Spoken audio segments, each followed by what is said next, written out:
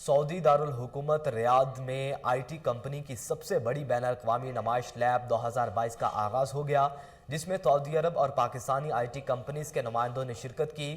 سفیر Pakistan general retired بلال اکبر نے Pakistani pavilion کو افتتاح کیا اور پاکستان کے روشن مستقبل میں قابل تحسین کردار ادا کرنے پر تمام پاکستانی کمپنیز کی حوصلہ افزائی اور کامیابی کی مبارکباد دی۔ اس موقع پر Pakistan managing director export board Usman Nasir کا کہنا تھا کہ آئی ٹی کے شعبے میں پاک سعودی تعلقات نئے دور کا آغاز ہو رہا ہے۔ دونوں ممالک آئی ٹی کے تمام شعبوں میں ایک دوسرے کے ہاں سرمایہ کاری کو فروغ دیں گے۔